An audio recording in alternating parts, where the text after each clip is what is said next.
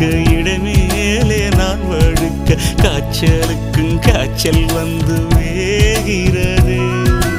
என்னை திரியாக்கி உன்னில் விளக்கேற்றி என்னாலும் காத்திருப்பேன். அழகூரில் புத்தவளே என்னை அடியோடு சாய்த்தவளே